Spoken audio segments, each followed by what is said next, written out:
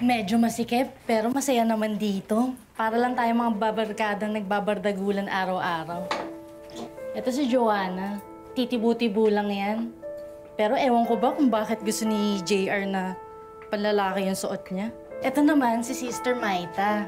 Sister tawag namin sa kanya. Tahimik lang siya. Taong simbahan kasi. Hi, sister. Tara, tara. Ito pala yung kwarto ni JR.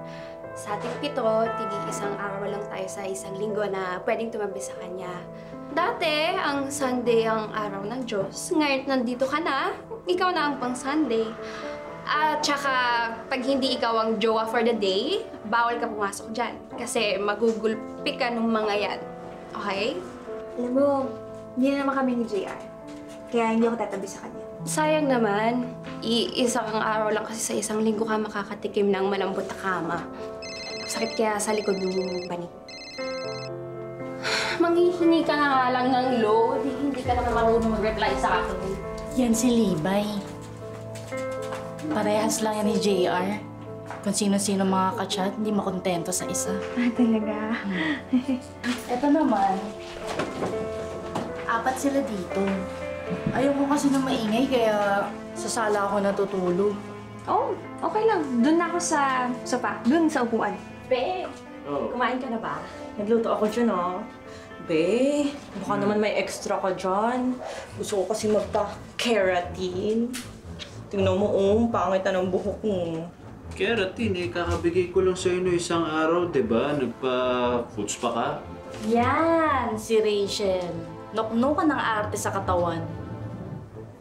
Lahat nga kami dyan irite. Ang gastos pa.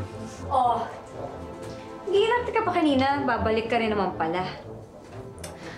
Nag-usap na kami ni JR. Pansamantala, dito na muna ako titira. Pero huwag kayong mag-alala kasi hindi na ako girlfriend. Sarah, hindi naman sinabi nitong si Abby, no? Friends lang daw, pansamantala lang. O tignan mo, hanggang ngayon, andito pa din. Hoy! Ano yan? Ba't may paayuda dyan? Pakaingiterang talaga. Feeling Reyna ka kasi. Ayaw mo na nalalamangan ka. Feeling Reyna. Feeling Reyna. Oo, tama na. Yan si Tracy. Ganyan talaga yan, matala. Konting kibot lang, pupulisin niya na.